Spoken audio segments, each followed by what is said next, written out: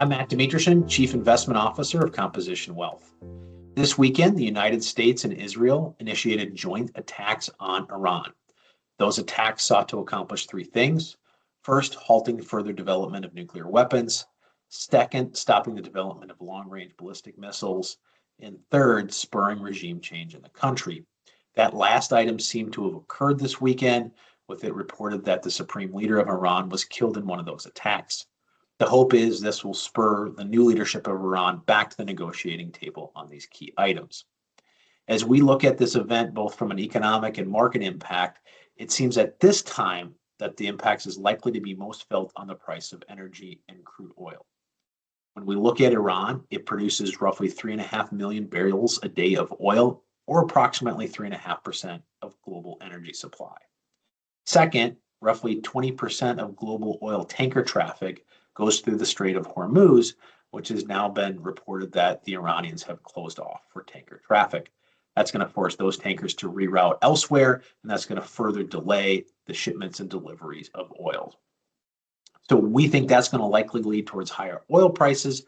However, we have to caveat that with what we've already seen U.S. West Texas crude prices up 17% on the year. Some of that actually occurring in the last couple of weeks leading up into this conflict.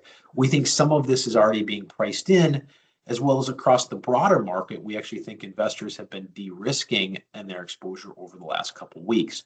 We've seen that in the price of gold, which is up 10% in the last 2 weeks. If we look at treasury bonds, which tend to be a flight to safety asset, we've seen yields on 10-year treasuries come down by 0.3% just since the beginning of February. That's likely a sign of investors starting to de-risk, buying more bonds, pushing yields lower. And then lastly, just in this past week, we actually saw lower volatility and more defensive stocks start to lead within the U.S. equity market. So as we look ahead, we actually think there will be a little bit of a de-risking going on, although again, that does seem to have started already. Second, it's important to realize that these conflicts tend to create some fear and uncertainty, but that also tends to subside actually fairly quickly as the conflict moves on, and at least the knowns are better understood. In the slide that we show here, we look at past geopolitical conflicts, and we look at how did various segments of the market, whether it be U.S. stocks, bonds, international stocks, gold, and oil, perform during those conflicts. And what we can see is markets were generally normal and well-behaved. We can see segments of the market that were impacted, but in general, these types of conflicts have not led to particularly negative returns for stocks or bonds.